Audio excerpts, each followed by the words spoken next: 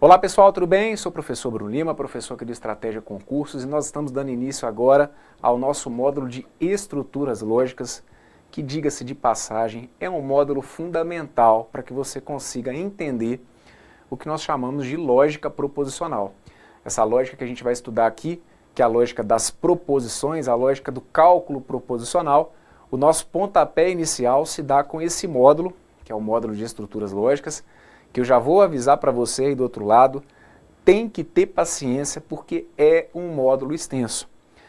Digamos o seguinte, para que você consiga caminhar comigo nos demais módulos, a sua base vai ser construída aqui dentro do que a gente vai ver na parte de estruturas lógicas. Então não se assustem, são muitos vídeos que a gente vai acabar trazendo para vocês aqui de conteúdo teórico, mas que ao mesmo tempo, tendo essa base bem montada e bem consolidada, fica muito difícil de você não conseguir acompanhar com clareza o que eu vou trazer para vocês na sequência, tá bom?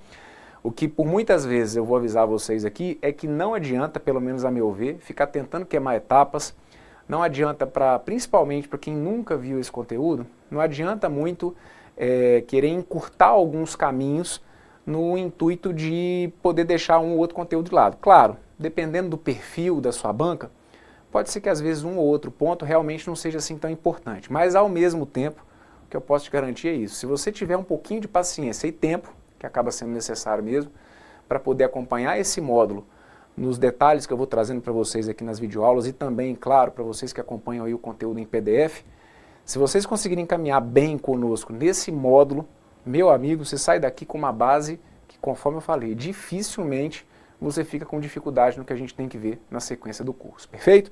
Então vamos lá, vamos nessa. Olha só, pessoal, o primeiro conceito que eu vou trazer para vocês aqui é o conceito de proposição. Então vocês têm que ficar atentos desde já, porque eu não falo aqui do que a gente chama de preposição, perfeito? Preposição é o que vocês estudam lá nas aulas de português. Aqui a gente está falando do conceito de proposição. E o que é o conceito de proposição propriamente dito? Bem, vocês vão ver aí que proposição, está anotado, é todo conjunto de palavras ou símbolos que exprimem uma ideia de sentido completo e que, além disso, pode ser julgado como verdadeiro ou falso. E uma dica que eu vou deixar para vocês desde já, que é importantíssima, é que toda proposição ela tem que apresentar o quê? Ela tem que apresentar verbo. Então, quando a gente trabalha aqui com essa definição, com esse conceito, você acaba tendo aqui duas ideias que são importantes. Primeiro, eu preciso ter uma ideia de sentido completo, perfeito? E um outro ponto que é importantíssimo para a gente aqui, quando eu trabalho com o conceito de proposição, é que essa proposição ela tem que ser o quê? Ela tem que me dar possibilidade de ser julgada como VOF. Eu preciso que vocês fiquem atentos aqui, que eu falo sobre uma possibilidade, tá vendo? Eu não te obrigo a saber se a frase vai ser necessariamente verdadeira ou se ela vai ser necessariamente falsa. Para eu ter uma proposição, eu tenho que ter uma sentença que me dê possibilidade de julgamento enquanto VOF. Desde já eu antecipo para vocês o seguinte, toda proposição tem que trazer verbo, tem que ter um verbo, mesmo que esse verbo apareça até de alguma forma implícito. Mas nem toda sentença, fiquem atentos desde já a isso, nem toda sentença que tenha verbo, ela tem que ser necessariamente uma proposição, perfeito? Vamos dar uma olhada então em alguns exemplos do que seriam proposições? Veja bem, olha só. Coloquei para vocês aí uma sentença que eu chamei de A, dizendo que o Ricardo foi aprovado no concurso. Essa sentença, está claro para você que ela acaba atendendo os dois conceitos que a gente colocou, as duas ideias que a gente acabou colocando agora há pouco. Quando eu digo para vocês que o Ricardo foi aprovado no concurso, a noção de sentido completo eu tenho, consegue perceber? Brunão, eu fico muito na dúvida às vezes quando você fala para mim que essa sentença tem que ter sentido completo. O que é a lógica do sentido completo? Eu costumo dizer o seguinte, a frase ela vai trazer para você o sentido completo quando de alguma forma você conseguir perceber, criar significado para o que está sendo colocado, certo? Se eu chegar para você e disser que o Ricardo foi aprovado no concurso, eu entendo que aí do outro lado você consegue criar um significado para isso, certo? Você consegue ver uma lógica na coisa. A gente não fica aqui devendo informação para que você consiga perceber sobre o que eu estou falando. Então essa sentença, ela é uma proposição por trazer a noção do sentido completo e também por me dar a possibilidade de ser VOF. Você concorda comigo que quando eu afirmo que o Ricardo foi aprovado no concurso, que é fato que ou essa sentença é verdadeira ou essa sentença é falsa?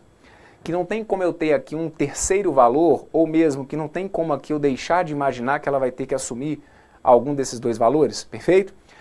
Vocês estão vendo que eu coloquei ali na frente também uma letra A maiúscula.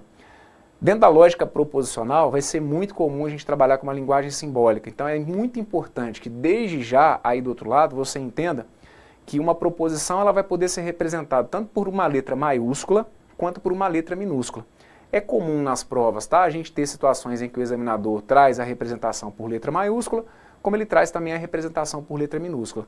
Letras maiúsculas, diga-se de passagem, as mais comuns são A, B, C, P, Q, R, S, mais claro, podendo usar qualquer uma outra.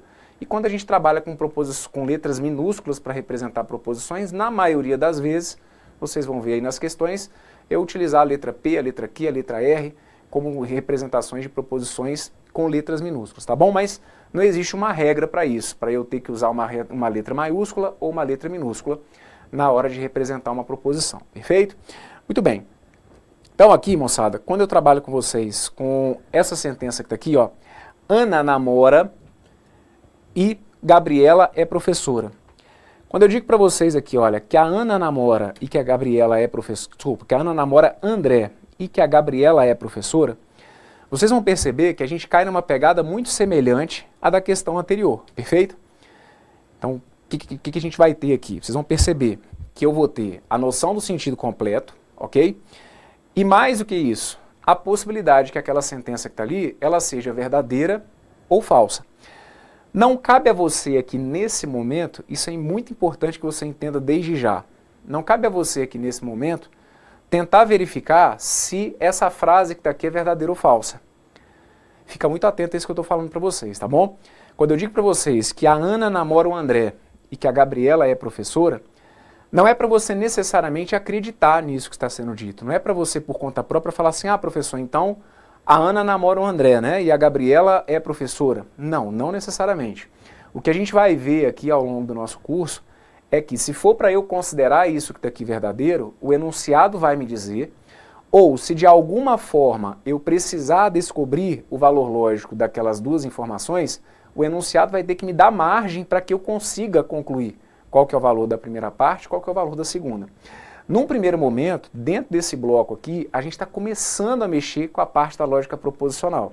Então eu preciso que você entenda o básico. Vejam, a lógica proposicional, como eu falei, é a lógica do estudo das proposições. Então a gente está começando a estudar aqui o objeto. É a mesma coisa de lá na matemática, você começar a entender o que são os números, perfeito?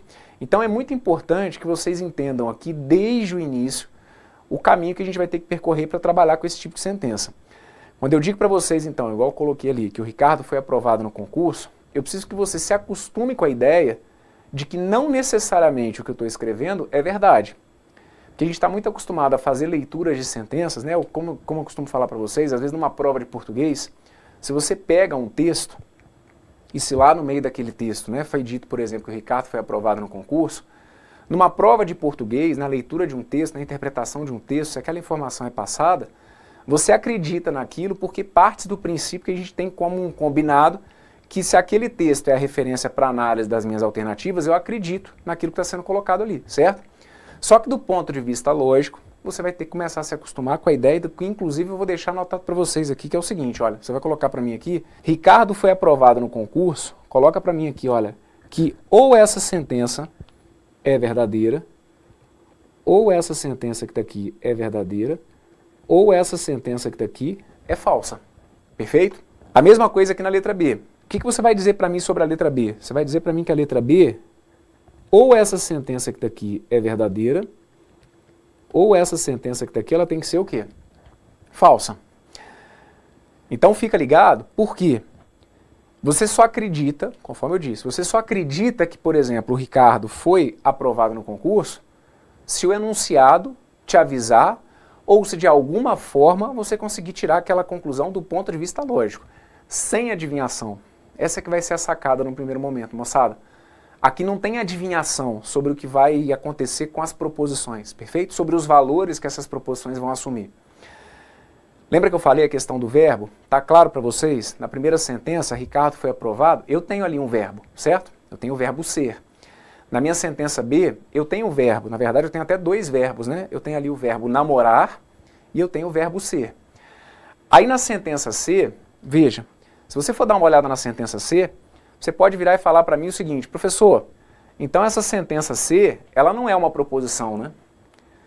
E aí eu vou te questionar, mas por que essa sentença não é uma proposição? Não, professor, essa sentença aí, ela não é uma proposição porque eu não estou vendo o verbo aparecer.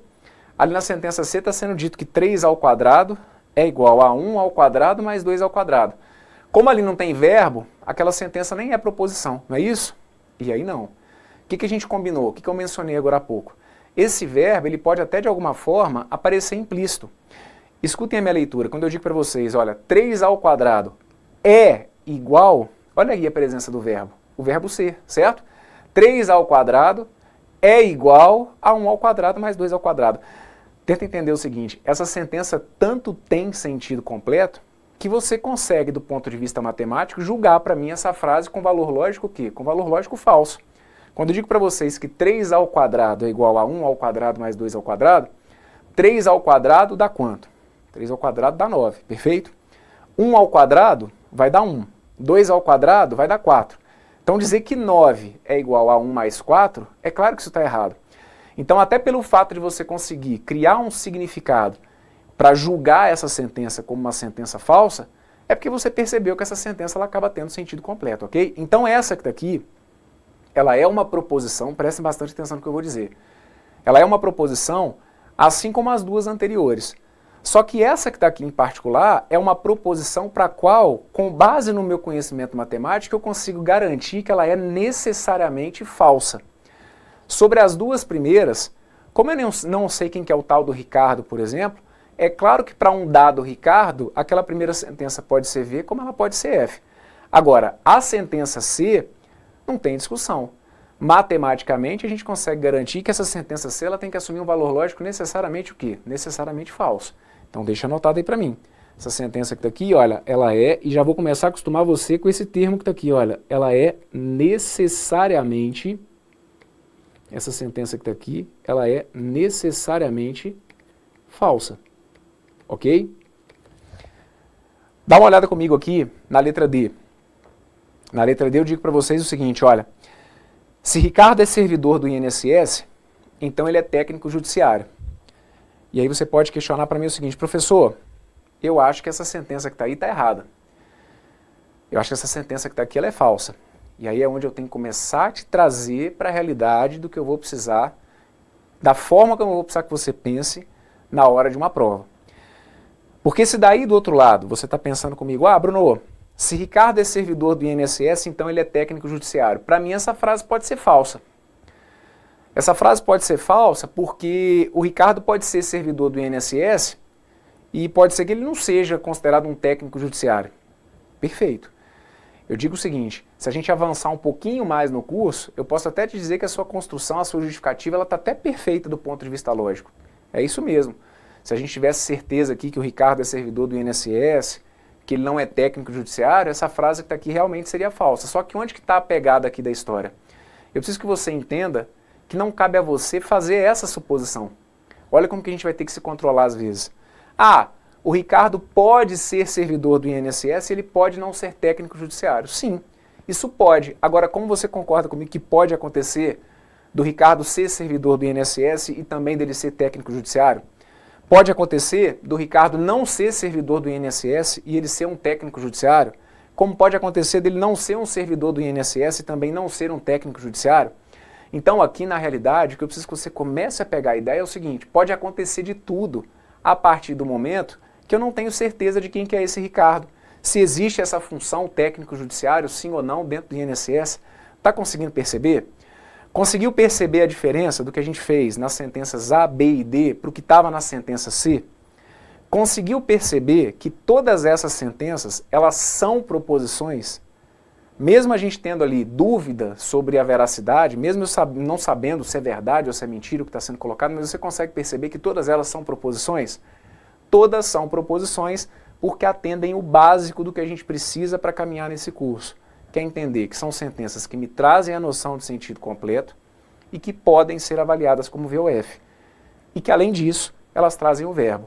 Mesmo que uma ou outra possa trazer esse verbo de forma implícita, mas trazem verbo, ok? Muito bem, então vamos deixar anotado aqui isso também, olha, aqui onde está sendo dito que se o Ricardo é servidor do INSS, que então ele é técnico judiciário, você vai deixar anotado para mim aqui, olha, que ou essa sentença que está aqui é V, ou essa sentença que está aqui, ela é falsa, perfeito? Bruno, tudo bem. Então você está me garantindo que esse conceito aqui é importante para eu poder caminhar no curso, né? Sim, com certeza. Porque, professor, até que eu não tive muita dificuldade nessa parte, não. Que bom, é assim que a gente vai caminhar. Se você for comigo aqui aos pouquinhos, as dificuldades dificilmente vão surgir. Confia no que eu estou te falando. Você só não vai poder ficar queimando etapa. Se você for construindo comigo o seu conhecimento passo a passo, as dificuldades elas não vão surgir mesmo. A gente vai diminuindo elas aos poucos, tá bom? De forma que elas não surjam. Então aqui eu falei sobre esse conceito importantíssimo de proposição. E eu falei muitas vezes aqui já sobre essa noção do sentido completo. E você aí do outro lado pode estar pensando o seguinte, caraca, o Bruno falou muito sobre essa noção do sentido completo, mas eu não estou conseguindo entender o que não teria sentido completo. Bruno, tem como você me dar um exemplo aí de uma sentença que não tem sentido completo? Sim. Pedindo com jeitinho, como eu sempre falo, pedindo com jeitinho a gente atende. Tem como me dar um exemplo aí, Brunão, de uma sentença que não tem sentido completo? Sim. Eu chego para você e falo simplesmente o seguinte, olha, caderno. Como que é, Brunão? Isso aí, caderno. Beleza? Caderno, Brunão? Isso, caderno. Pô, Bruno, mas o que é para fazer? É para abrir o caderno? Você quer que eu te empreste um caderno? Você está querendo que eu pegue o caderno? É para copiar a matéria no caderno? Do que você está falando? Na verdade, eu não estou falando, não é? Eu não te passei uma noção de sentido completo. Você pode criar um significado para a palavra caderno? Pode, mas a noção do sentido completo, a ação, vamos dizer, ela não existe justamente porque essa sentença, para início de conversa, ela nem apresenta o que, gente? Ela nem apresenta verbo, certo? Ou você vai falar para mim aí que caderno é um verbo, não mata seu professor de português não é? A equipe de professores de português aqui de estratégia é fenomenal, então você não vai querer envergonhar aí essa nossa equipe, não é? Caderno, gente, não é verbo, aliás, né? Caderno, essa sentença nem verbo tem. Então tá aqui um exemplo de uma sentença que não tem sentido completo. Vocês querem ver um exemplo de uma sentença que já apareceu em prova da Fundação Carlos Chagas? Mente sã em corpo são. Mente sã em corpo são.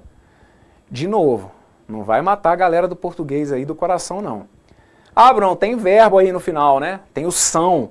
Eles são felizes. Cuidado para não confundir as coisas. O mente sã em corpo são, por favor. Essa sentença não tem verbo, gente. Então é uma sentença que não tem sentido completo. Logo, do ponto de vista lógico, ela não é uma proposição. Não sendo uma proposição, não vai fazer sentido nenhum aqui você tentar representar por uma letra maiúscula, por uma letra minúscula do nosso alfabeto. Perfeito? Então tudo aquilo que fugir dessas duas definições básicas, sentido completo e possibilidade de ser VOF, deixa de ser proposição. Estamos combinados? E vejam o que eu coloquei aqui, que tem que estar tudo muito bem encaixado, gente. Para eu ter uma proposição, não adianta simplesmente ter sentido completo. Não adianta simplesmente ter possibilidade de ser VOF. Não é pelo menos uma das duas. Aqui é um E, que a gente inclusive aqui ao longo do curso vai entender a personalidade dele. As duas coisas aqui têm que ser atendidas ao mesmo tempo. Perfeito? Se pelo menos uma delas furar a regra, a gente deixa de ter o que a gente entende como uma proposição. Fechado? Muito bem. Então vamos caminhar um pouquinho. Vem comigo, olha só. Na sequência, eu trouxe para vocês aqui casos clássicos do que não são proposições. E aí, o primeiro caso que eu tenho que chamar a atenção de vocês são as frases imperativas. Ó, tá anotado para vocês aí que sentenças imperativas apresentam ideia de ordem, de conselho, de pedido. Dessa forma, não faz sentido avaliarmos sentenças desse tipo como verdadeiras ou falsas. Por esse motivo, não são consideradas proposições. Dá uma olhada aqui nos exemplos de sentenças imperativas que eu coloquei para vocês, olha. Estude bastante, erga o braço, beba água. Essas sentenças aí, elas não são proposições. E por que elas não são proposições? Ora, vamos lá, sem decoreba, tentando entender o que está rolando aqui. Estude bastante essa sentença, ela atende os dois requisitos que eu coloquei para vocês agora há pouco? Essa sentença, ela tem sentido completo? Não força a barra aí do outro lado não. Ah, professor, eu acho que essa sentença não tem sentido completo não. Claro que tem. Se eu chegar para você, se eu tiver a oportunidade de estar com você, por exemplo, pessoalmente, e aí eu chego para você e falo o seguinte, meu amigo, estude bastante. Você não está entendendo qual é a mensagem que eu estou querendo te passar, não? Não é possível, não é? A noção do sentido completo, a gente tem. Você vai ver que então até o verbo eu tenho, né? Tenho aqui o verbo estudar, estude bastante. O que essa sentença não me dá, gente? Ela não me dá o que foi colocado aqui, olha. Ela não me dá a possibilidade de julgamento enquanto VOF. Quando eu digo para você, estude bastante, não tem o menor sentido aí do outro lado você tentar verificar para mim se essa frase ela é verdadeira ou falsa, certo? Consegue perceber? Sem decorar? Estude bastante. Ah, essa frase é verdadeira ou é falsa? Não tem sentido eu tentar julgar isso como VOF. Então é por isso que essa sentença deixa de ser uma proposição, perfeito? Sentenças imperativas, aquelas em que eu passo uma ideia de ordem, de conselho, seja lá o que for, né? Elas vão me tirar um dos pontos do que eu preciso para ter uma proposição, que é justamente a possibilidade do julgamento enquanto VOF. E a mesma coisa aconteceria aí com as outras sentenças que nós temos aqui também, ó. Aqui, ó. Erga o braço. Se eu chegar para vocês e falar, olha, erga o braço, também. Você pode entender a mensagem, eu posso te passar uma ideia de sentido completo, só que não faz sentido nenhum você tentar avaliar isso para mim como VOF, ok? E a mesma coisa vai acontecer aqui com a sentença beba água. Ah, beba água. Beleza, eu posso estar te dando aí um conselho, querendo o seu bem, falar sobre a importância de ingerir líquidos ao longo do dia, sobre a importância de você beber água, né, para que você mantenha a concentração aí nos estudos. Então, a noção do sentido completo tem, só que não faz sentido você tentar avaliar para mim se isso aí é verdadeiro ou falso. Perfeito? Vá juntando as pecinhas, hein? Frases imperativas não são proposições. Posso te dar mais exemplos? Vem comigo, bora lá. Para não. Frases interrogativas. Se eu falar com vocês sobre frases interrogativas, sentenças interrogativas não nos dão possibilidade de julgamento como verdadeiro ou falso. Assim, não são consideradas proposições. Quando eu coloco para vocês, olha, qual é a sua profissão? Segunda, há cachorros que não são mamíferos? Terceira, você conseguiu terminar a prova discursiva? Então o que a gente vai perceber aqui é o seguinte, sentido completo, todas elas têm, até porque elas têm verbo. Qual é a sua profissão? Você consegue tranquilamente entender o sentido. Você consegue perceber o que eu estou querendo, onde eu estou querendo chegar com uma pergunta como essa, ok? Tanto que você pode aí me dar uma resposta para a minha pergunta. Só que, de novo, não vai fazer sentido algum você tentar avaliar para mim se essa minha pergunta está certa ou errada. Ah, a pergunta do Bruno foi correta, a pergunta do Bruno foi verdadeira, a pergunta do Bruno foi falsa. Moçada, não faz sentido você tentar avaliar se a minha pergunta, qual é a sua profissão, se ela é verdadeira ou falsa. Ela é uma pergunta e ponto. O que você poderia talvez tentar interpretar é a resposta, mas não é o que a gente está discutindo aqui. Fechado? Quando eu pergunto, há cachorros que não são mamíferos? Ótimo, você pode ter até a resposta na ponta da língua para a pergunta, só que não faz sentido você tentar avaliar para mim se essa sentença é verdadeira ou falsa, assim como a terceira. Então o que a gente coloca como uma regra? Que sentenças interrogativas não são proposições. Sentenças imperativas não são proposições.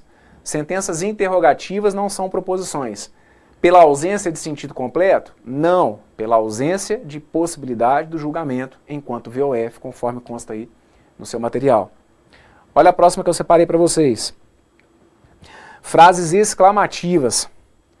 Frases exclamativas também não são proposições. Por quê?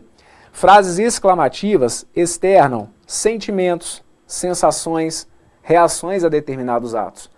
Dessa forma, não são passíveis de julgamento como verdadeiras ou falsas e, como consequência, não podem ser classificadas como proposições. Exemplos. Minha filha nasceu. Fui aprovado no concurso. Você é muito alto, Brunão. Pois é. Às vezes eu escuto isso aí, pessoalmente, né? Caraca, Bruno, você é muito alto, né? Sim. Só que, de novo, faz sentido eu tentar avaliar se essa afirmativa aí, né? Principalmente se essa frase exclamativa, se ela está certa ou está errada. Você é muito alto. Tem aqui até a presença do verbo, mas não faz sentido você tentar avaliar para mim esse sentimento, né? Que a pessoa talvez tentou expressar. Mesma coisa ali, minha filha nasceu. Caraca, que alegria, que emoção, um momento único aí na sua vida. Mas e aí? Isso é verdade ou é mentira? Vejam, a coisa aqui, ela pode se dar de forma muito sutil, né? Se eu tiro aquela exclamação e coloco um ponto final, minha filha nasceu, passa a ser uma afirmativa. E aí, dependendo, você poderia até cair na pilha de tentar verificar se aquilo ali é verdadeiro ou falso. Mas para o que a gente tem aqui, do jeito que eu fiz a minha construção, minha filha nasceu, isso daqui não é proposição. E outra, só para que você também do outro lado não dê muita margem à imaginação. Ah, professor, mas e se fosse um ponto final? O que eu ia considerar? Como verdade ou como mentira que a minha filha nasceu? Cai naquele caso que eu falei agora há pouco. Não cabe a você decidir se é verdade ou mentira, perfeito? O enunciado, de alguma forma, ia te orientar sobre o caminho que você ia ter que seguir. Voltando ao que interessa, minha filha nasceu com sentido de exclamação, não faz sentido você tentar avaliar para mim como VOF, justamente por se tratar aí de uma frase exclamativa, ok? Bem, ao longo desse nosso curso, eu ainda vou trazer para vocês alguns casos do que não são proposições. Então, se você que está aí me assistindo já ouviu falar, por exemplo, sobre sentenças abertas ou sobre paradoxos, se você já ouviu falar, fique tranquilo, porque mais à frente eu vou mencionar no momento oportuno novamente esses conceitos. Se você que está aí não ouviu falar ainda sobre sentenças abertas e sobre paradoxos, fique tranquilo que eu vou te conduzindo e na hora certa aqui no curso eu encaixo essas ideias. Eu estou falando isso que é para que você não saia desse vídeo decorando a ideia do seguinte: o Bruno me ensinou que os únicos casos que não são proposições são as frases exclamativas, as imperativas e as interrogativas. Por favor, se ficou essa impressão, vamos corrigir desde já, não é isso não. Eu estou simplesmente chamando a atenção de vocês aqui para 3 casos que acabam aparecendo até com uma certa frequência em provas e que sempre vão exigir a nossa atenção. Mas não quer dizer que necessariamente para a sentença não ser uma proposição, ela tem que se encaixar em algum desses casos. Tanto que, agora há pouco eu dei um exemplo, caderno. Caderno é exclamativo? Não. É imperativo? Não. É interrogativo? Não. E também não é proposição, perfeito? Então a gente tem casos mais manjados e, de maneira geral, tudo que não se enquadrar na definição que a gente trouxe aqui no início desse vídeo, deixa de ser uma proposição, perfeito? Muito bem, preciso que então aí do outro lado você veja para mim se ficou tudo entendido. Se ficou, eu vou pedir para que você dê uma repassada aí no seu material, se precisar dar uma olhadinha em alguma etapa para que a gente possa seguir no próximo vídeo. E se tiver tudo tranquilo, eu fecho aqui então, olha, esse nosso bloco por aqui é o inicinho da nossa caminhada aqui no módulo de estruturas lógicas, mas é realmente um conceito fundamental para que vocês consigam entender o que a gente acaba estudando aqui dentro dessa lógica. Perfeito? Me despeço por aqui, um forte abraço para todos vocês aí e nos encontramos daqui a pouquinho na sequência aqui do nosso curso. Fui!